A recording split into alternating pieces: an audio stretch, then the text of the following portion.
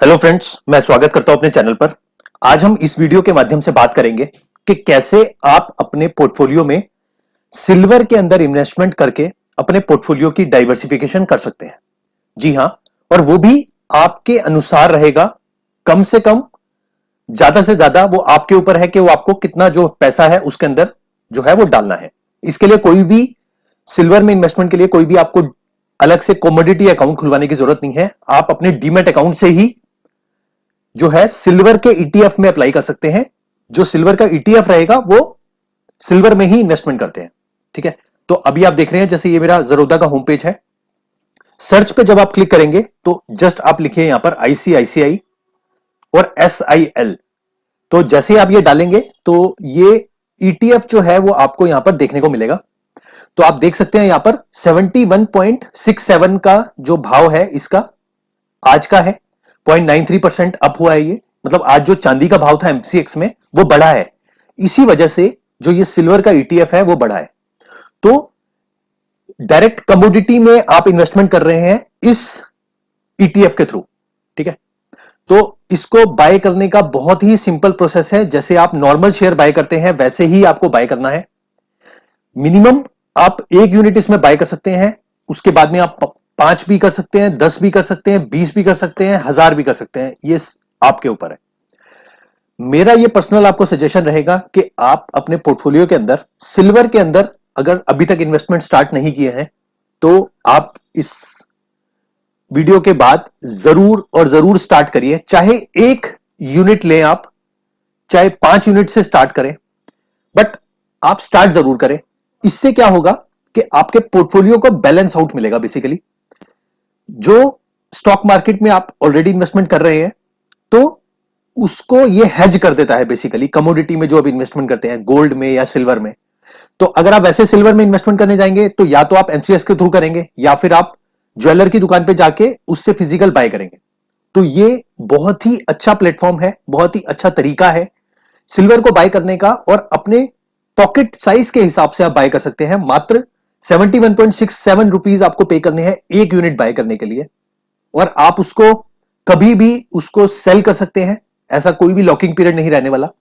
तो बहुत ही बेहतरीन एक इन्वेस्टमेंट ऑप्शन है आपके पास।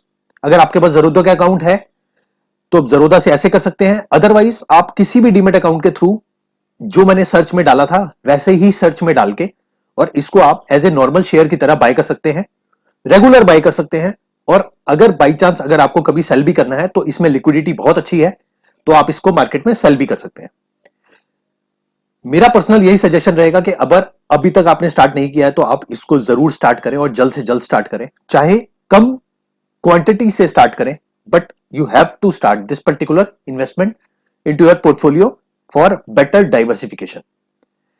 अगर अभी भी आपका कोई डाउट है कमेंट सेक्शन में आप मेरे से पूछिए। मैं उस डाउट को पूरी तरीके से आपको क्लियर करूंगा। इस वीडियो के माध्यम से मुझे आपको यही कन्वे करना था। उम्मीद है वीडियो पसंद आया होगा। Thank you so much. Hello friends, welcome to my channel. If you are new to this channel then please subscribe to my channel, and if you like this video then do share with your family and friends. So today's topic is how to buy gold ETF into Zerodha account. So it is very simple and very convenient for you. Okay, so at the left side where the search option is there at the home page, then here you need to only type GOLD gold BEES bees. Okay, so here the Nippon gold ETF will come automatically. Okay, just add plus sign over there. So this will add into your watch list. So you can able to see that current price is 40.2. okay, so just simply click on B buy.